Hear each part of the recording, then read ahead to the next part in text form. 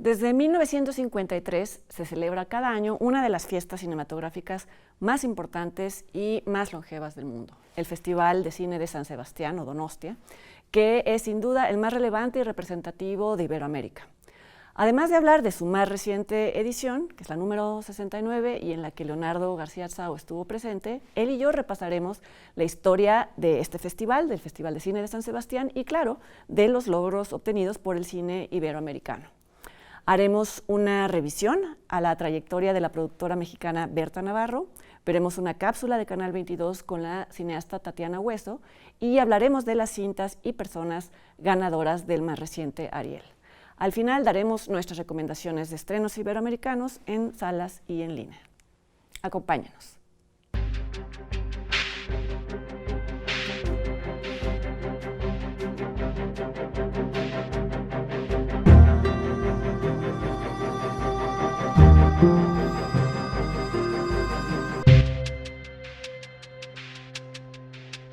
¿Tal? ¿Cómo están? Gracias por acompañarnos una vez más aquí a Encuadre Iberoamericano. ¿Cómo estás, Leonardo? Muy bien, Fernanda. ¿Y tú? Bien, bien. Recién desempacado de San Sebastián, que como Así ya es. adelantamos es el festival al que vamos a dedicar nuestro programa hoy. ¿Cómo te fue? Muy bien, creo que fue una buena edición, con una acertada selección tanto para la sección oficial como para la favorita, que es Perlac, que ahora se llama Perlac. Antes se llamaba Perlas de otros festivales y ahora es donde reúnen películas de diversos... Que han venido ganando Sí, en otros en otros lugares. Y además tiene tantas secciones que uno apenas rasca la superficie, ¿no? Porque está el Zabaltegui, está Nuevos Directores, está Culinary Cinema, está... Horizontes Latinos. Horizontes Latinos, en fin, tiene muchísimas secciones. Y bueno, uno cubre básicamente, yo cubrí básicamente la competencia y una que otra Perlac y algunos de Horizontes Latinos, ¿no? Pero es un festival muy accesible, ¿no? Muy accesible y bueno, este año, y obviamente por razones de pandemia, el aforo era del 50% y por boletaje.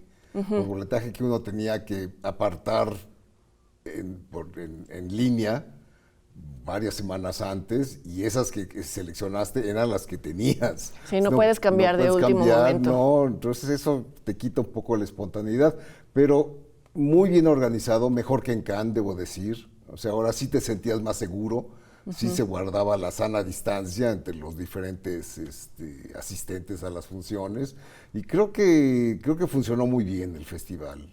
Yo creo que bueno, sobra decir que San Sebastián es una de las ciudades más hermosas del mundo. Es un festival muy placentero. Entonces, viajar a ese festival es irresistible, tanto para quienes trabajamos en esto con nosotros como para, yo creo que directores y actores. Yo creo que sí. Una de las grandes cosas de San Sebastián es que los directores quieren ir, siempre quieren ir y se pasean por ahí. Y comen muy bien, además, pues la gastronomía de vasca es de primera. Yo le tengo mucho cariño. Yo fue el primer festival grande al que fui. Entonces, sí. pues no siempre voy a vivir un poquito lampareada por esa experiencia. Siempre uno asocia. Sí, por supuesto. Y justo es el año en el que fui se cumplían 30 años del espíritu de la colmena. Entonces todo estaba relacionado. 2003. Exactamente. Ajá. Sí. Claro, yo estaba ese año también. Sí, tengo muy buenos tenemos recuerdos. Historias separadas porque tú empezaste cuando yo ya llevaba un rato yendo, pero yo dejé de ir y tú seguiste asistiendo. Unos 10 años más, 11, 12 años más. Sí, yo dejé la última, antes de esta, habría sido en el 2006. O sea, ya tenía yo 15 años de no ir a San Sebastián. Pero fíjate, puedo decir algo, ahora que dejamos de ir, quizá, bueno, yo dejé de ir porque Toronto me parecía una opción más completa para ver festivales, para ver películas. Sí. Y este año ya no fue así, por lo menos no, para quienes lo vemos en línea. La experiencia virtual fue muy insatisfactoria en Toronto. Y entonces, paradójicamente ahora San Sebastián, que me platicabas, esta sí la voy a poder ver allá, se está convirtiendo, bueno, no sé, todo esto obviamente tiene que ver con la pandemia y se regulará o no, pero me pareció mucho más atractiva esta vez la oferta de San Sebastián en términos de películas que no son exclusivas de las competencias, que pues bueno, siempre eso es,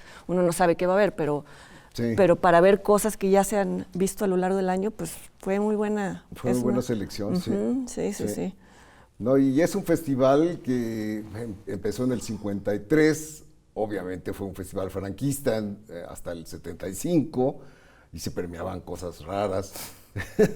Después, yo fui la primera vez en 81, que yo era un mozalbete, y me acuerdo que era así como open house, o sea, todas las películas podían exhibirse. El director era Luis Gasca, que acaba de fallecer, se le dedicó el festival en esta ocasión. Y me acuerdo que una de las películas que estaban en esa selección la vi yo en el avión yendo a San Sebastián, imagínate. No. O sea que la selección no era muy rigurosa, ¿no? Y después volví cuando un amigo crítico, que era Diego Galán, se volvió director del festival, y fue él el que le dio el toque moderno y le quitó mucho el aire provinciano que tenía, ¿no? Y a partir del 86, 87 fue que entró Diego Galán, y sí, el festival cambió para bien. No. Hay películas que yo recuerdo solo haber visto en San Sebastián muy buenas y que no se han, bueno, que pasa eso en todos los festivales y que Sí. no se han vuelto a ver, y uno creería Sobre todo que las españolas, las españolas, ¿no? sí. Pensaba, por ejemplo, en Camino, ¿no? ¿Tú la recuerdas? De Javier Fesser, Sí. que es una película muy osada, muy extraña, basada en un caso real de una niña que estaba muriendo de cáncer, y entonces sus padres inician un proceso de canonización. Y pues el tono de Javier Fesser era muy crítico hacia la religión, hacia el Opus Dei, y eso me parece que enojó a varias personas. No le hicieron caso, y al año siguiente arrasó en los Goya, ¿no? Que también eso es extraño, pues porque uno creería que las películas que ganan En San Sebastián. en San Sebastián luego van a tener, o al revés, ¿no? Al revés, sí. Sí, entonces, pues sí, ha habido grandes descubrimientos en ese festival que luego ya no Sí. se vuelven a ver. Sobre todo porque, por ejemplo, Cannes ningunea totalmente al cine español, ¿no? Es Salvo Almodóvar y se acabó. Almodóvar. Almodóvar, y de vez en cuando, una vez a Moncho Armendáriz, ¿no? En esas raras excepciones, pero para ver cine español pues tienes que ir al Festival de San Sebastián, ¿no? Y la sección Horizontes Latinos, pues yo creo que es única, bueno, decíamos hace rato, que es el único festival de clase A hispanoamericano, iberoamericano, quiero decir. Y esta sección, pues también hemos visto cosas ahí de cine iberoamericano que no hemos visto en ningún otro lugar. Exacto. ¿No? Bueno, ahí fue donde ganó Tatiana Hueso 3 premios. El premio de Horizontes Latinos, el premio de la Cooperación Española y el premio de RTV, que se llama La Otra Mirada, me parece. Sí, Entonces barrió Noche de Fuego en esta categoría, en esta sección de es un festival que Latinos.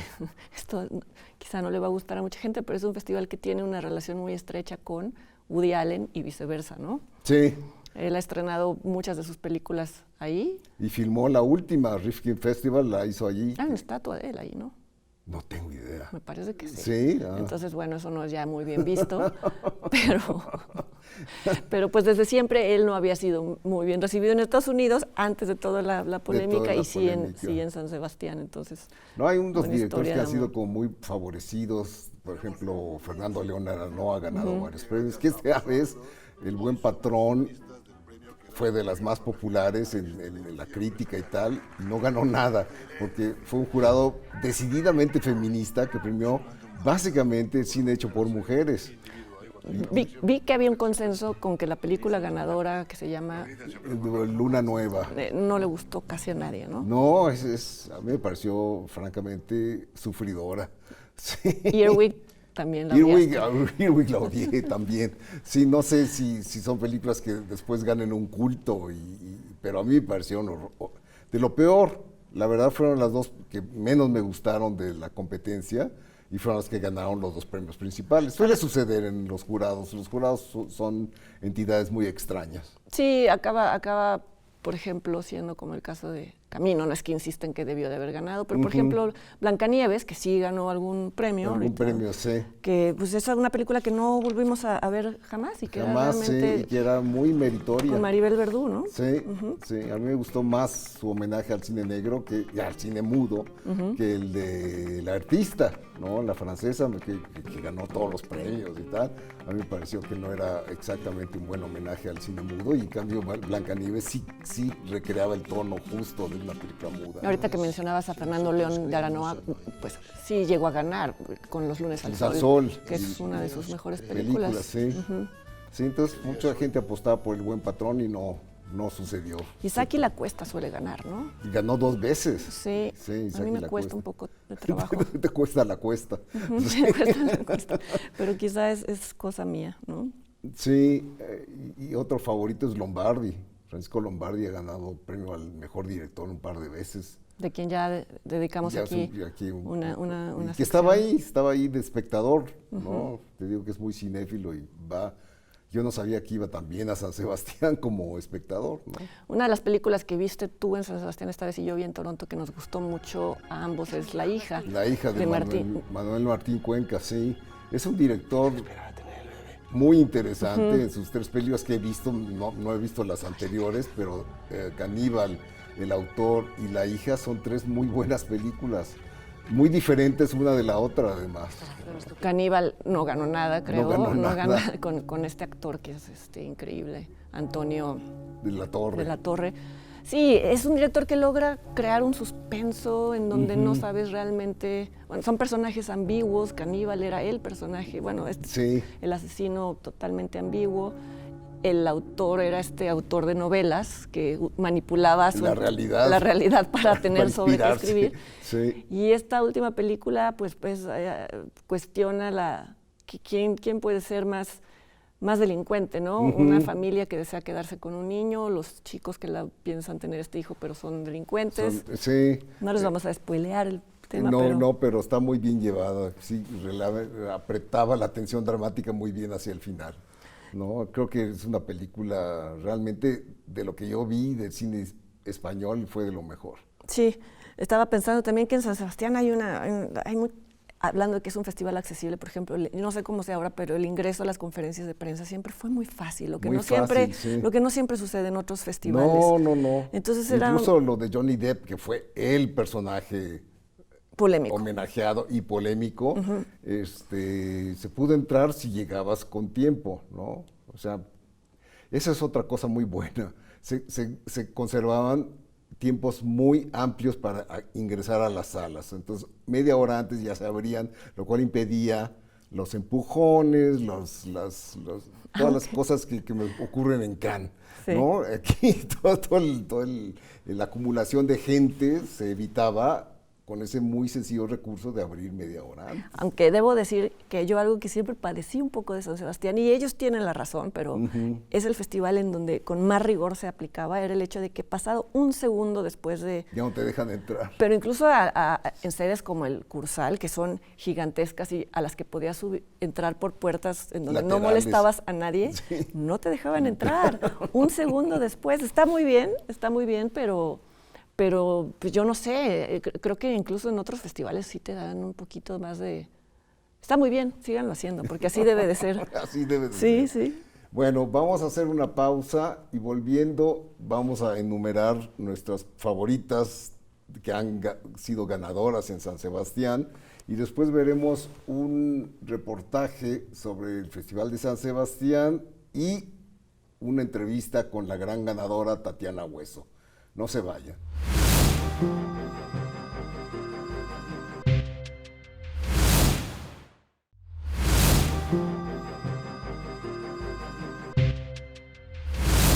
Pues sí, estamos de regreso y vamos a hablar. Ahora sí, fuimos muy diferentes en nuestras selecciones.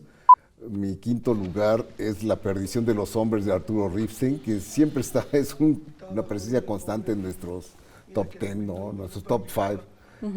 La perdición de los hombres me gusta porque es excéntrica, es loca, es una comedia negra, muy al estilo Ripstein, pasa Alicia García Diego, que me acuerdo que desconcertó al público de San Sebastián, no le aplaudieron, a mucha gente no le gustó, pero al que le encantó fue al presidente del jurado, Stephen Frears, el británico, el cineasta británico, que le encantó, qué raro, que se sabía que le había gustado mucho, y entonces sí, se ganó la Concha de Oro y también el premio al mejor guión. Pues Ripstein es otro de los consentidos de San Sebastián, sí, ¿no? Ha sido jurado. Hasta que declaró que el festival era de subnormales y una cosa así. A propósito de algo que dijo Guillermo Arriaga, pero eso ya es como un chisme, ¿no? Sí. Aparte, sí. Sí, bueno, a mí me costó mucho trabajo escoger. Porque pues, son muchos años y muchas secciones, pero Pero me gustó mucho cuando vi ahí Toro Negro, una película, un documental mexicano de Carlos Armela, que ahorita tiene una película en cartelera, por cierto, que se llama Ánimo Juventud, sí. Y de Pedro González Rubio. Esta película ganó en Horizontes Latinos. Y era un documental muy incómodo sobre ellos dos filmando a un torero de pueblo, pero era un torero con una familia y una vida totalmente disfuncional. Entonces había partes en donde pues se preguntaban qué tanto debían ellos intervenir o no para que se contara la historia como se debía de contar. Tú decías que justo a ti eso fue lo que no te gustaba de la película. Sí, me pareció un poco impúdico la interacción con los documentalistas en cámara, ¿no? Es así, sí. Puede ser, pero pues sí, a mí ese dilema expuesto me gustó. ¿Te gustó? Sí. ¿Tu cuarta? Mi cuarta es Taxi para tres, de Orlando Liubert, que es un cineasta chileno que vivió años en Berlín y le debo un favor enorme, después de haber hecho el peor viaje que he hecho en mi vida. Este personaje, sin conocerme, me lo presentaron en la banqueta, me alivianó y me dijo, sí, yo te llevo, tal. Me hizo un enorme favor. Y después, años después, veo en San Sebastián Taxi para tres y me gustó muchísimo, que es una película que también le gustó a otro presidente del jurado, que era nada menos que Claude Chabrol. Chabrol estaba fascinado con Taxi para tres y por eso ganó la Concha de Oro. Y a mí me gusta mucho, que incluso después la invité, cuando yo era programador de Palm Springs, invité a Orlando, ya un poco para responderle el favor. Pero en fin, es una historia personal que tuve con este cineasta que no ha vuelto a filmar nada. No, ¿verdad? No, y sí es un cineasta que ahí mostró buenas dotes. Mi cuarta es Historias mínimas de Carlos Sorín. Ya la comentamos aquí cuando hablamos sí, que es la película que más me gusta de Carlos Sorín, pero a propósito de San Sebastián, en San Sebastián fue donde vi Bombón, el perro, que también es una muy buena película suya. También, supongo, ha competido varias veces, ¿no? Sorín ha sido otro de los favoritos de la selección. Bueno, Historias mínimas ya no la comento demasiado porque ya hemos hablado de ellas, pero son tres historias que se entretejen en la Patagonia y son muy honestas y son muy emotivas. ¿Cómo es el cine de Sorín? ¿Cómo es el cine de Sorín? Sí. Mi número 3 es Cartas de Alú, de Moncho Armendáriz, otro director muy estimable, que ha hecho un cine muy de tono documental, en Tasio, en 27 horas, filma sus dramas con una rigor de documentalista, que eso fue al inicio de su carrera, y que también últimamente ha estado inactivo, siendo que es tan buen director. Cartas de Alú es sobre un inmigrante ilegal africano que escribe a sus padres sobre su experiencia en España, y creo que fue visionaria de lo que ocurriría años después. Esto era apenas el inicio de la gran migración de africanos a Europa, ¿no? Entonces es una película que yo recuerdo muy bien. Mi número 3 es una película que ganó en Horizontes Latinos, se llama El lobo detrás de la puerta, de Fernando Coimbra, que es un thriller y me gustó, me sigue gustando mucho porque es muy oscuro. Habla del secuestro de una niña y no hay un personaje redimible, todos tienen malas intenciones, todos son venganzas amorosas y el final es brutal. Fíjate que yo la vi en Guadalajara y la tengo olvidada, no me dejó ningún recuerdo. No. Sí. No sé si es por mi afición al cine negro, no sé, tal vez no sea, pero bueno, ganó en Horizontes Latinos y se me hizo raro que una película tan oscura ganara, porque generalmente se premian películas edificantes con algún mensaje y esta no dejaba títere con cabeza. Mi número 2 es Días Contados, que ya había estado en mi lista cuando hablamos del cine y las drogas. Porque era sobre unos yonkis que se mezclan con un etarra que va a cumplir una misión en Madrid y se enamora de una prostituta yonki. Muy bien llevado, un thriller negro buenísimo de Imanol Uribe, que es un estupendo técnico, un estupendo narrador cinematográfico, y que últimamente también está inactivo. Bueno, no sé si es por edad o por qué razones, pero eran directores, tanto Moncho Armendáriz como Imanol Uribe, que antes sí estaban como más presentes, ¿no? Sí, uno de los dos actores, no sé, fue Javier Bardem. Javier Bardem ganó premio a mejor actor secundario. Es que es increíble como en esa película. De Yonki es genial. Es genial, sí. Es genial, sí. Bueno, ese es tu número 2. Mi número 2 es Principio y Fin de Arturo Ripstein, que pues no sé si es la que siempre la menciono entre las que más me gustan de Ripstein. Está basada en la novela de Nagui Mahfouz. De una familia disfuncional, pero tiene este tono tremendista. Es un melodrama, pero bien llevado, porque melodrama luego se entiende como siempre de forma peyorativa, y es realmente muy impactante. Esas secuencias finales creo que son de las mejores de la filmografía de Ripstein, ¿no? Otra vez, en plan anecdótico, me acuerdo cuando Silvia Pinal, que era la presidenta del jurado, la defendió a muerte para que ganara la Concha de Oro, y ahí tuvo que hacer labores heroicas, no porque la película no lo fuera, sino porque había una parte del jurado que le encantaba Sara, una película iraní que pasó al olvido, ¿no? Entonces finalmente acabaron con el exequo, ¿no? Además siempre es complicado cuando un miembro del jurado es del país del que se defiende la película, porque parecería parece como... que es chauvinismo, ¿no? Sí, y en cambio Silvia Pinal, que es una mujer muy luchona, me acuerdo que lo hizo público, que sus broncas con el resto del jurado. Fue muy chistoso. Y bueno, mi número uno es tu número uno, que es desde luego una gran película española que hemos elogiado ya bastante en este programa, que es El espíritu de la colmena, de Víctor Erice, una de las mejores representaciones de la infancia que ha tenido el cine. Sí, una metáfora del franquismo también. Ni tan metáfora, sí. Porque pues literalmente mostraba víctimas del franquismo, pero hablaba de estos monstruos que los niños crean en la imaginación a partir de que llega una función de Frankenstein a un pueblito, ¿no? Sí, es una película que yo creo que ha marcado generaciones. Te digo que mi primer año de San Sebastián era el tema. Era el tema, y ahí estaba Ana Torrent. En la foto del catálogo era... Y el cine minuto era el ruido de las vías del tren, en donde estaban siempre las dos niñas, pero ya aparecía Ana Torrent, pues mayor. Adulta. Así es. Bueno, pues estas son nuestras favoritas, por decir algo, porque hay muchas otras que nos gustan de las películas que han participado en San Sebastián. A continuación les vamos a presentar una cápsula de la presencia iberoamericana en esta última edición, y una entrevista que realizó el Canal 22 con la directora Tatiana Hueso, que fue ganadora de Horizontes Latinos y de los otros 2 premios que ya mencionó Leonardo.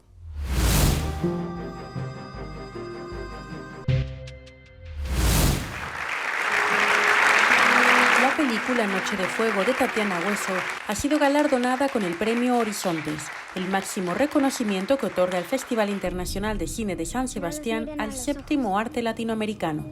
Noche de Fuego es una película que intenté a toda costa alejarme de la representación, de cómo nos representan en la publicidad, en las películas, en muchos medios audiovisuales, y de los clichés. Y también intenté huir a toda costa de la representación de la violencia explícita, ¿no? Que por lo menos en México nos ha empañado la mirada y nos ha alejado del peso que tiene, pues sí, la dimensión de la tragedia que vivimos con la violencia que hay. Noche de Fuego ha sido reconocida también con el premio Otra Mirada que otorga Radio Televisión Española y el premio de Cooperación Internacional. Quiero dedicar este reconocimiento hermoso a todas las madres que están criando a sus hijas en solitario, que están sembrando semillas de esperanza, de libertad y de igualdad. Gracias.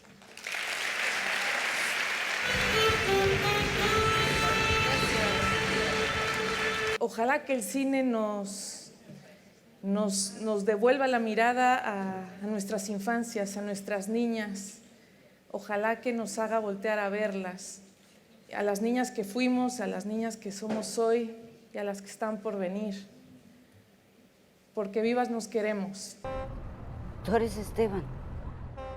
En la sección Horizontes Latinos también compitieron La Caja de Lorenzo Vigas y una película de policías de Alonso Ruiz Palacios. Una palabra que se podría decir que la metimos. En esta edición particularmente marcada por la participación femenina, compitieron también la colombiana Amparo de Simón Mesa, Madalena de Mariano Marchetti de Brasil y Aurora de Paz Fábregas, coproducida entre Costa Rica, Panamá y México. Y ya no sé ni lo que quiero, ya no. Y Luisa, ¿vos conocés a esta chica? Con el premio en Cannes y los cosechados en San Sebastián, Natalia Hueso continúa la promoción de Noche de Fuego, a la vez que sigue inmersa en futuros proyectos. Uno de ellos, el documental llamado El Eco. Es un documental, pronto vuelvo de nuevo a la ficción, pero ahora estoy inmersa y enamorada, perdida del universo de la infancia.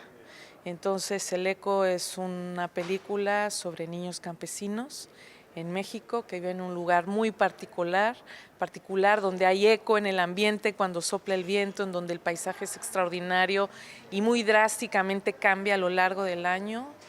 Y es una peli un poco sobre el eco que dejan los padres adentro en los hijos, sobre esa voz que se queda ahí guardada un poco para siempre. Para Encuadre Iberoamericano desde San Sebastián en País Vasco, Francina Islas, corresponsal. Ana, escóndete. Venimos por la niña, madre. No he logrado separarme de estos temas, por más que lo intento, pues hay un pulso que sigue ahí, que me inquieta y las historias llegan y que no puedo darle la espalda a ciertos temas, ¿no? Sobre el espacio, sobre el lugar donde se rodó la película, debo decir que la película está ubicada en la montaña de Guerrero. Ahí se desarrolla la historia, ¿no? Que como todos sabemos es un lugar, pues es uno de los lugares más olvidados de México, ¿no? Golpeado profundamente desde hace muchos años, en donde desgraciadamente pasó lo de Ayotzinapa, en donde están las mineras ahí metidas, en donde hay todo este conflicto tremendo en muchas comunidades por la presencia de fuerzas de seguridad, de narcotráfico, siembra de amapola, etcétera, un territorio muy, muy conflictivo y muy golpeado por la desigualdad social que existe en este lugar y en muchos otros de México, ¿no?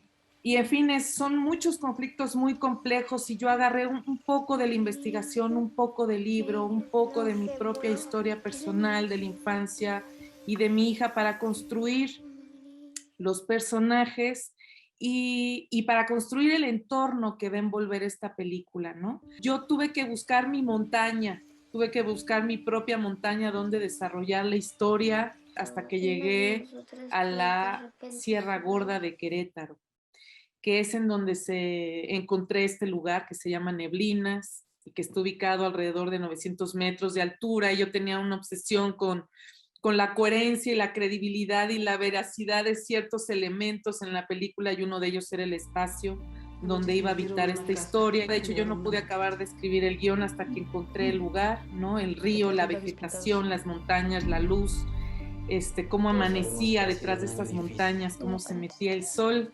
Hay muchísimas escenas que están rodadas en la hora mágica, como le llamamos la gente de fotografía, a la última luz que hay en el día, ¿no? Y hay muchos momentos con esa atmósfera de esa luz tan especial que dura tan poquito tiempo.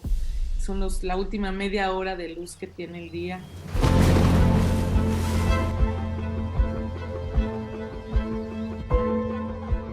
Efectivamente, es decir, es un pueblo que se está quedando vacío, es un pueblo donde la comunidad está siendo desplazada por la presencia pues de la violencia, ¿no? Que ha llegado al lugar y que está arrasando de alguna forma con la vida de este lugar, con las personas, con la cotidianeidad, y que afecta directamente al día a día de estas pequeñas que son las protagonistas de Noche de Fuego, ¿no?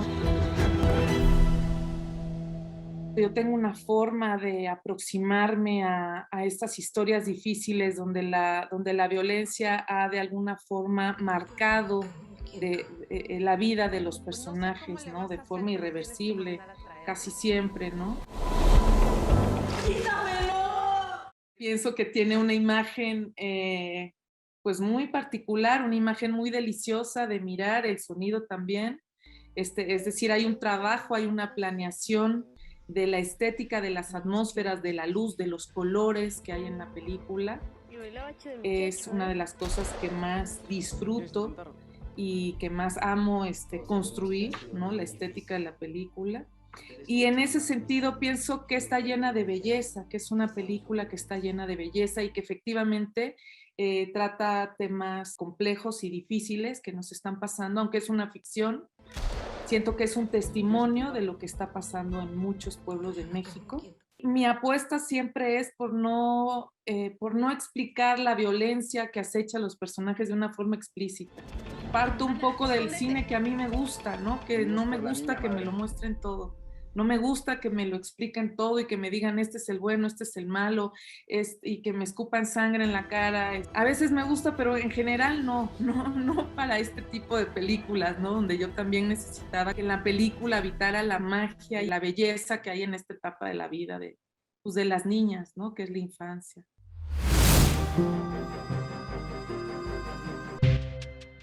No se vayan, ahora que regresemos vamos a recorrer la filmografía de la productora mexicana Berta Navarro. Vamos a tener nuestra sección In Memoriam, donde recordamos a quienes fallecieron en este último mes, y les vamos a presentar una cápsula sobre la película Buñuel, un cineasta surrealista, dirigida por Javier Espada. Es una película coproducida por TV UNAM. No se vayan.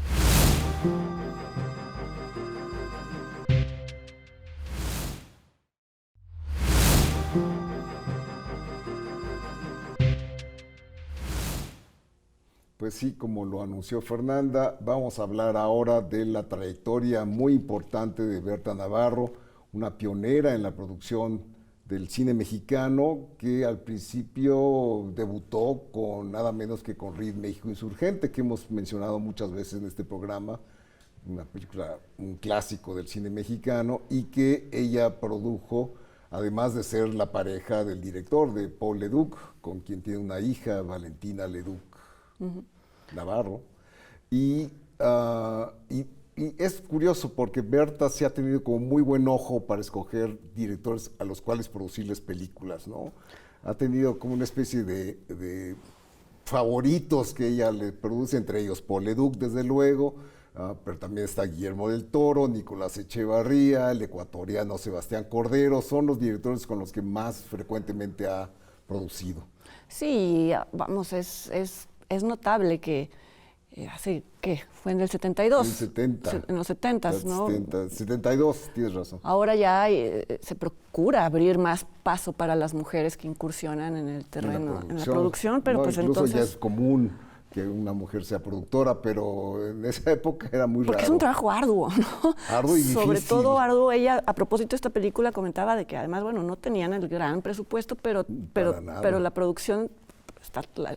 Ella rescata mucho la escena de los trenes, además conseguían no actores, algo que ahora es casi algo que se busca hacer, pero en ese entonces pues era un poco también por falta de presupuesto, pero en la película los incorporaron y los incorporaron estupendamente, ¿no? Sí. Y bueno, tiene una cualidad, Berta, digo, yo que la conozco como amiga desde hace años, es el ojo del huracán, es la calma en el ojo del huracán. Es inalterable. Yo la he visto en momentos de gran estrés y ella está incólume, ¿no? Es una cualidad que es fabulosa para una productora, ¿no? No vencerse al hándicap y no caer en la histeria o en el arrebato. Bueno, Berta siempre es cool, ¿no? Que eso yo creo que para los directores debe de ser. Es buenísimo, sí. Buenísimo, sí. Y su siguiente película también fue muy ambiciosa, es muy ambiciosa, que es Cabeza de Vaca, ¿no? Con sí, Nicolás Echevarría. Nicolás Echevarría, con estas locaciones y con esta cantidad de extras y maquillaje, y la fotografió su hermano, ¿no? Sí, Memo Navarro, sí. Sí, y al parecer fue allí en donde conoció a Guillermo del Toro, porque era uno de los maquillistas de la película, ya que había estudiado maquillaje Guillermo, en tanto él sabía bien qué quería hacer, ¿no? Y le pasó el guión de Cronos. De Cronos, sí. Sí. Y se volvió lo que Guillermo llama su mamá cinematográfica. Berta es su mamá cinematográfica porque todas sus películas habladas en hispanoparlantes han sido producidas por Berta. Y ella ha contado que pues se esperaría que después del éxito que tuvieran los dos anteriores iba a ser fácil, por ejemplo, pues Cronos, implicaba traer a Federico Lupi, y que no lo fue, pero que ella sentía que no podía fallarle a Del Toro en sus peticiones, en tanto tú lo conoces perfectamente, es un director que sabe lo que quiere y no va a flaquear, porque no era fácil la idea de vender como idea una película de terror, ¿no? No, para nada, sobre todo en esa época no estaba de moda, ¿no? Ahora ya el cine de terror ya ganó una especie de legitimidad incluso en festivales. No, pero en esa época yo me acuerdo que en el IMCINE tuvo muchos opositores que decían, ¿cómo? Una película de vampiros. Y nada, Berta se empeñó. Se empeñó y lo hizo muy bien. Una película que en su momento fue la más cara del cine mexicano, ¿no? Y fue una película que vio Pedro Almodóvar, ¿no? Sí. Y que dijo, yo quisiera producirle su siguiente película, Guillermo del Toro, y fue cuando hicieron El Espinazo. El Espinazo en coproducción con Berta. Con Berta, sí. Que yo creo que El Exacto. Espinazo es la película que detonó a Del Toro ya, no sé si Internacionalmente, Sí, ¿no? sí.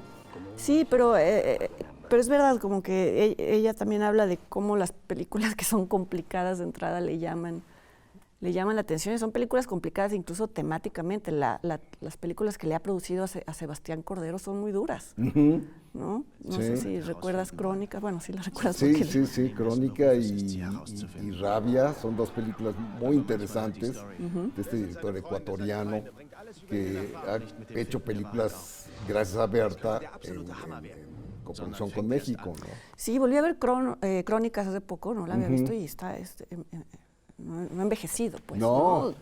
Vamos, considerando que es una película que ahora que estamos ya tan sensibilizados a las historias de asesinos y quienes los... pues esta maneja una ambivalencia más alrededor del periodista que interpreta a John Leguizamo que del protagonista mismo, que es Damián Alcázar. Alcázar, ¿no? sí.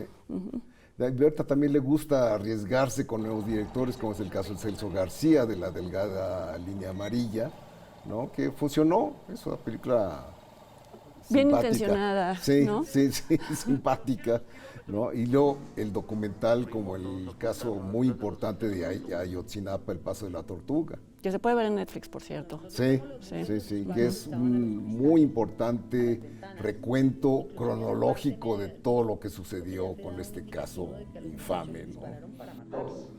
Y sus últimas producciones son de películas que nos han gustado, las hemos comentado aquí. Una es Detrás de la montaña, de David Romay, sobre un chico que busca A su padre. que tiene un final inesperado también. Sí, Y la otra es Sonora, de Alejandro Springa. la mejor película de Springer. Y bueno, Berta ha sido premiada con el Ariel de Oro, también le dio un reconocimiento del gobierno mexicano en el sexenio pasado. Sí, es una figura que es esencial en el cine independiente, en el panorama del cine independiente en México. Y bueno, es incansable. Y yo hablando diría. a propósito de esto de las dobles, de las complicaciones agregadas cuando se es mujer y en estas carreras tan demandantes, ella ha platicado cómo en algún, pues me parece que en Cabeza de Vaca andaba con Valentina siendo una niñita, ¿no? Entonces imagínate en esos rodajes. Sí. Entonces, bueno, también un poco te habla de esta doble condición de ser mamá y estar en una cosa tan demandante como es en un rodaje. También un año fue directora del Festival de Guadalajara, en una rara desviación de su carrera, también organizó todo un evento, ¿no? Que sí tiene mucho que ver con la producción. Claro. El hacer un festival es como la película más complicada que se puede Con más problemas. organizar, sí.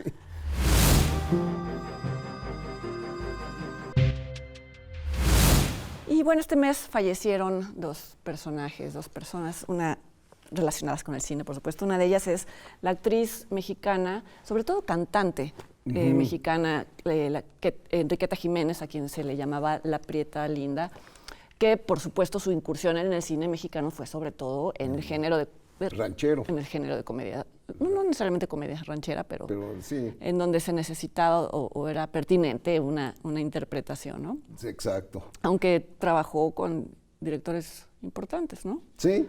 Con Ismael Rodríguez. Yo la verdad la tenía muy, muy por abajo de mi radar, no recuerdo bien a la Prieta Linda. Hermana menor de Flor Silvestre, sí, que también me decías, falleció hace poco. Sí.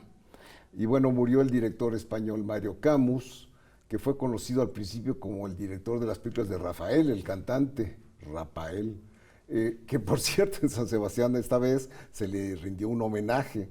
A Rafael. A Rafael, sí, pasó un documental llamado Rafaelísimo y estuvo él increíblemente bien conservado. No, es un hombre que ya tiene 80 años y el pelo oscuro. ¿No? ¿Cantó? No, solo presentó el documental, pero dio podría haber cantado. entrevistas y todo, sí, debería haber cantado. Sí.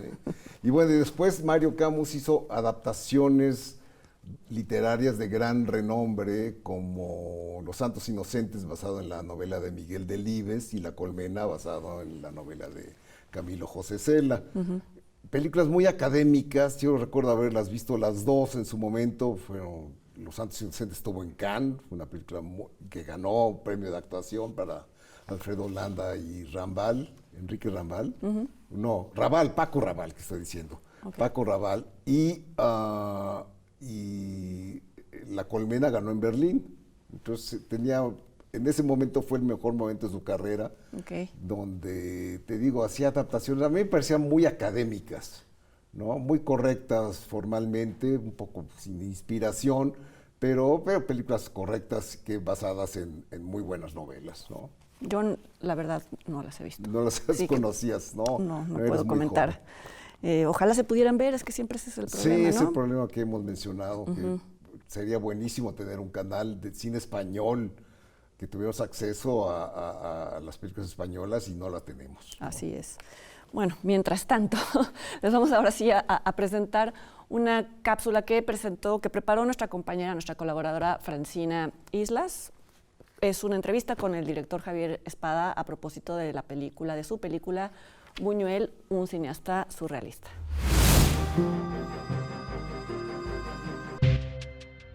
Lo que yo recuerdo de mi trabajo con Buñuel.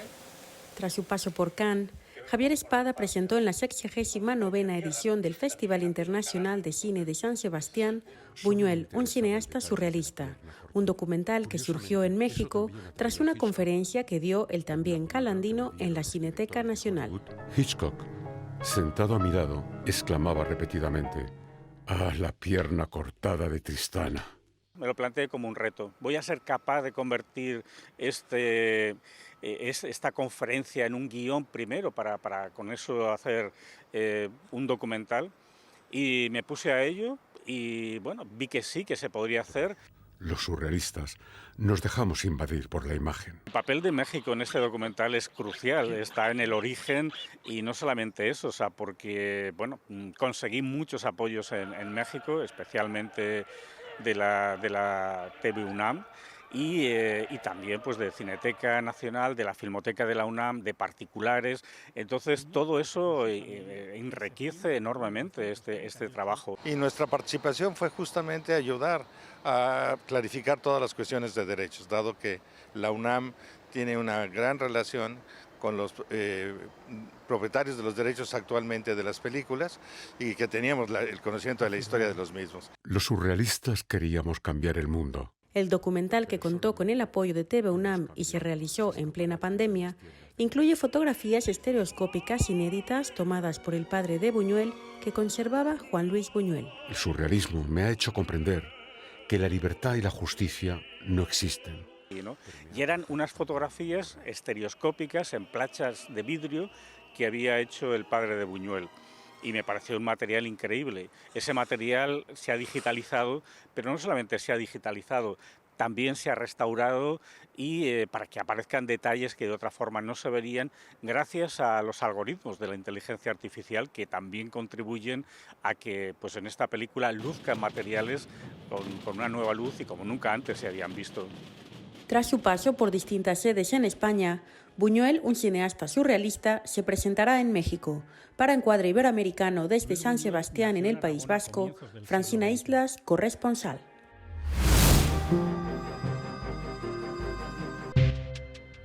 Bueno, después de la pausa vamos a ver una cápsula sobre el Festival de Biarritz, que es un festival de cine iberoamericano en Francia.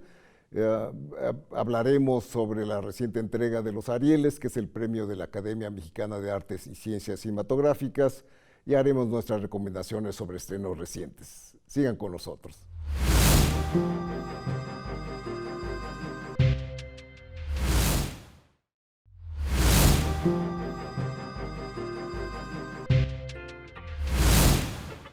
Y a unos cuantos kilómetros de San Sebastián, y este año pisándole los talones en términos de fechas, el Festival de Biarritz en Francia celebra su edición número 30. Desde el pasado 27 de septiembre y hasta el 3 de octubre se han presentado en la sección competitiva de largometraje de ficción películas representativas de diversos países latinoamericanos. De Argentina, Piedra Noche de Iván Fund, Fanny Camina de Alfredo Arias e Ignacio Massi-Llorens y Jesús López de Maximiliano Schoenfeld. La presencia de República Dominicana sorprende este año no con uno, sino con 2 largometrajes. Candela de Andrés Farías Cintrón y una película sobre parejas de Natalia Cabral y Oriol Estrada. Brasil presentó Capitú e un capítulo de Giulio Bressani y Madalena de Madiano Marchetti. Los uruguayos radicados en México, Laura Santullo y Rodrigo Plá, asistieron con El otro Tom, que ya se había estrenado en el reciente Festival de Venecia. Y lo propio hizo Monstruo, del mexicano José Pablo Escamilla, que ya se había visto en el Festival de Locarno. La lista la completa Date una vuelta en el aire, del chileno Cristian Sánchez. Mucha suerte y que gane la mejor. Además de las otras secciones competitivas de largometrajes documentales y cortometrajes, este año el festival ha presentado una selección de 7 largometrajes recientes del país invitado, Perú. Festival de Biarritz, felicidades por tus 30 años de vida.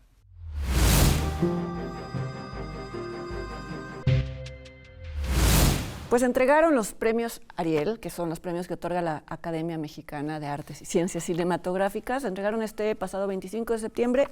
En realidad no hubo sorpresas. No, era lo evidente que sin señas particulares iba a ganar todo. Sí. Cosa que es justa y merecida. Sí, fue la mejor película del año pasado. Y fueron raras excepciones las que no digo. Obviamente en categorías diferentes, como en la de mejor película iberoamericana, que fue para El Agente Topo, de Maite Alberdi, el mejor actor, que fue Alfonso Herrera, por El baile de los 41, en fin, algunas excepciones, pero básicamente fue el triunfo de Sin señas particulares. El baile de los 41 ganó muchos premios en las categorías técnicos, visuales, sí. Maquillaje, diseño de arte, muy vestuario. justamente también. Y hay que decirlo, también el mejor documental se le dio a las 3 muertes, no sé si ya lo dijiste, las 3 muertes de Marisela Escobedo.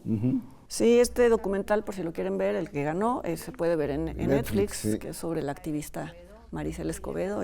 Sacrificada en su búsqueda de la justicia, ¿no? De su hija. De su hija, sí. Sí.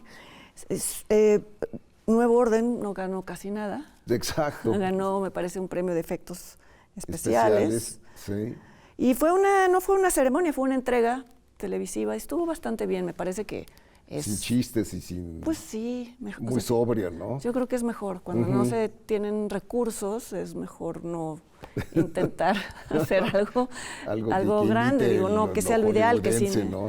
Sí, no que sea lo ideal que el cine no tenga recursos para su propia premiación, pero estuvo bien producida la transmisión, se transmitió por Canal 22. Sí, y bueno, de las recomendaciones hay 2 estrenos, una es Noche de Fuego, la muy mencionada película de Tatiana Hueso, su primera ficción, después de haber hecho documentales, y que a ti te gusta más que a mí.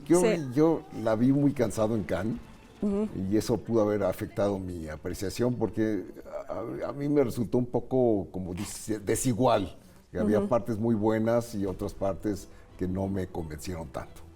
A mí me gusta el tema que sea el infierno del narcotráfico visto desde los ojos de unas jóvenes, primero niñas y después adolescentes. El miedo presente, ¿no? Todo el tiempo. Y que tiene esta mirada de Tatiana, que viene del documental, de notar detalles de la vida cotidiana, y me parece que la niña, porque la historia se cuenta en 2 etapas, cuando es niña y cuando es adolescente, y la niña me parece excepcional. Sí, eso me pasó, que después ya cuando es jovencita no tenía ese encanto que tenía la niña, ¿no? Como una pequeña Ana Torrent, ¿no te pareció? Sí, tenía unos ojos muy expresivos. Y siempre tratando de descifrar lo que pasaba alrededor, pero bueno, yo sí la recomiendo, creo que es un buen paso, ¿no? Sin duda recomendable, ¿no?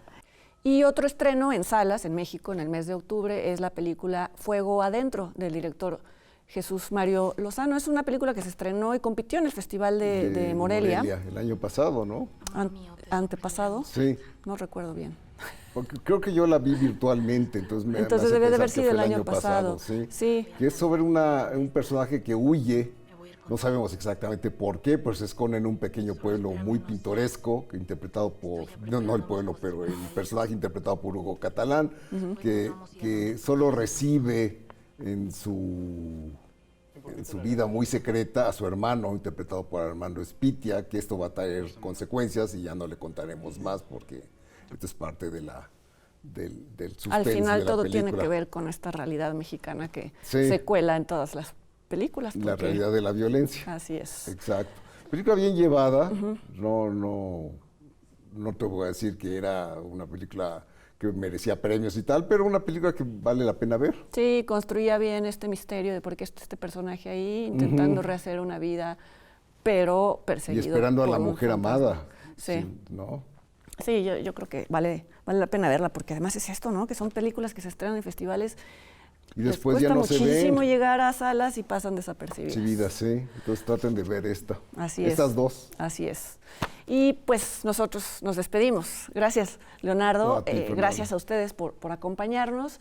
Y por supuesto los invitamos para que lo hagan el mes siguiente en una nueva emisión de Encuadre Iberoamericano. Es un foro televisivo en el que buscamos dar visibilidad y hablar de las películas iberoamericanas que han participado en festivales, que han tenido estrenos en salas, estrenos virtuales. Aquí estaremos. Ojalá nos acompañen.